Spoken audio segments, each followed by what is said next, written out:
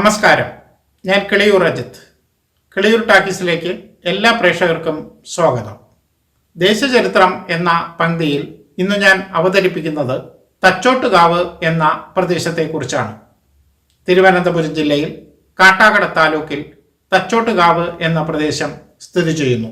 തച്ചോട്ടുകാവ് എന്ന സ്ഥലനാമം എങ്ങനെ സിദ്ധിച്ചു എന്ന് ആദ്യം പരിശോധിക്കാം.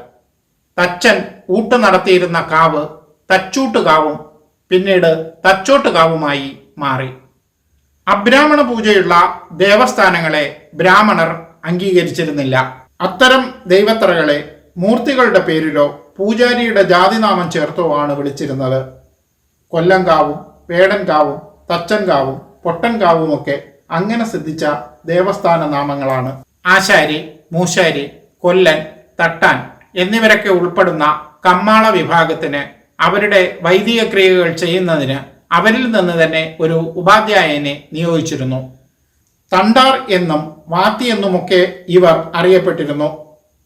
നായന്മാരുടെ ദൈവത്തറകളിലും പുറജാതി കാവുകളിലും ഇവരെ പൂജാരിമാരായി നിയോഗിച്ചിരുന്നു. എന്നാൽ സ്ഥാനികളായ നായന്മാർ അവരുടെ കാവുകളിലും ദൈവത്തറകളിലും നായന്മാരെ തന്നെ പൂജാരികളാക്കി. ഇവരും വാത്തികൾ എന്നാണ് അറിയപ്പെട്ടിരുന്നത്. വാത്തികളെ താഴ്ന്ന ജാതി നായരായാണ് പരിഗണിച്ചിരുന്നത്.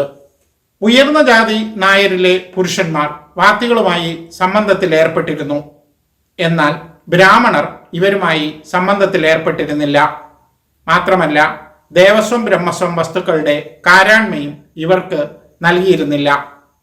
തച്ചോട്ടുകാവിന്റെ പൂർവ്വനാമം തച്ചൻ വെട്ടിയ കാവ് എന്നായിരുന്നു.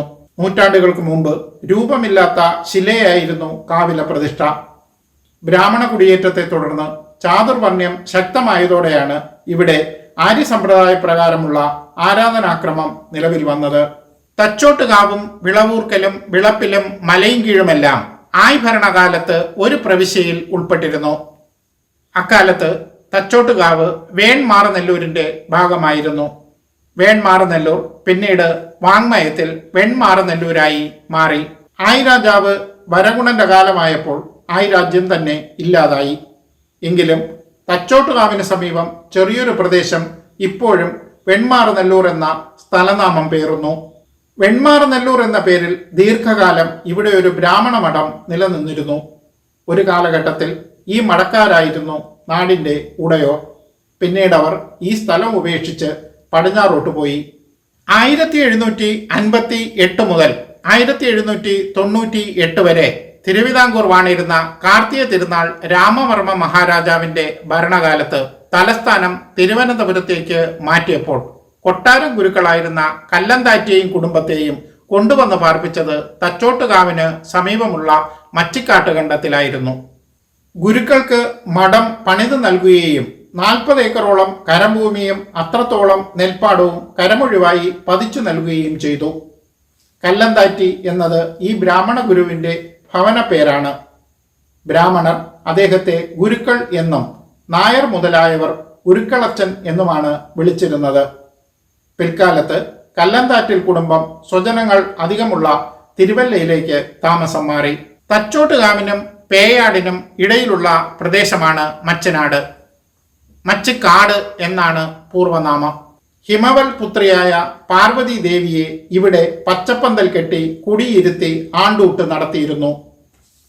കുഞ്ഞു കുടിക്കാത്ത കുജമുള്ള ഉണ്ണാമുലൈ ഉമയാൾ എന്ന് വിശേഷണമുള്ള ദേവിയെ കുടിയിരുത്തുന്ന സ്ഥലമായതിനാൽ മച്ചിക്കാട് എന്ന പേര് കിട്ടി. കാടൊഴിഞ്ഞ് നാടായപ്പോൾ മച്ചിക്കാട് മച്ചിനാടായി. ഇപ്പോൾ ഇവിടെ ഒരു ഭദ്രകാളി ദേവി ക്ഷേത്രമുണ്ട്. തച്ചോട്ടുകാവിന്റെ ചരിത്ര ഏടുകളിൽ എടുത്തു പറയാൻ കഴിയുന്ന ഒരു വയൽ സമരമുണ്ട്. ജമ്മിമാർക്കെതിരെ കുടിയാന്മാർ മുഷ്ടി ചുരുട്ടിയ ആദ്യ സമരം 1880 സമരമരങ്ങേറിയത്. പാതിവാരം വ്യവസ്ഥയിൽ പാട്ടത്തിന് നൽകിയ മച്ചനാട് ഏലായിലെ വയലിൽ കൊയ്തിട്ട പാട്ട വാരാനെത്തിയ ജന്മിയും പാട്ടക്കാരനും തമ്മിലുണ്ടായ തർക്കമാണ് സമരത്തിൽ കലാശിച്ചത്. വയലിന്റെ ആകെ വിസ്തൃതിയിൽ പകുതിയിലെ വിളവ് ജന്മിക്കും ബാക്കി പകുതി പാട്ടക്കാരനും എന്നതാണ് അക്കാലത്തെ പാതിവാര വ്യവസ്ഥ. കൃഷിച്ചെലവ് പൂർണ്ണമായും പാട്ടക്കാരൻ വഹിക്കണം. ചിലയിടങ്ങളിൽ പാട്ടക്കാർ അവരുടെ കൂറിൽ മാത്രം മെച്ചപ്പെട്ട നിലയിൽ കൃഷി ഇറക്കി വിളവെടുക്കുകയും മറ്റേ പകുതിയിൽ മോശമായി കൃഷി ഇറക്കുകയും ചെയ്തു. ജന്മിയുടെ വിളവ് കുറയാൻ ഇത് കാരണമായി. ഇതാണ് പ്രശ്നങ്ങൾക്ക് വഴിമരുന്നിട്ടത്. കൂറുമാറ്റി കൊയ്യാൻ ജന്മിമാർ ശ്രമിച്ചതോടെ സംഘർഷമായി. ഒടുവിൽ മഹാരാജാവ് ഇടപെട്ടു.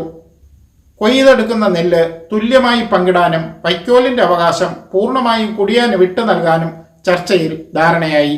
പാതിവാരത്തിൽ പൊലിയുടെ പകുതിയും മുഴുവൻ വൈക്കോലും പാട്ടക്കാരന് എന്ന വ്യവസ്ഥ തിരുവിതാംകൂറിൽ നിലവിൽ വന്നത് മച്ചനാട് ലഹളയെ തുടർന്നാണ്. മറ്റൊരു ദേശചരിത്രവുമായി വീണ്ടും കാണാം. നന്ദി, നമസ്കാരം.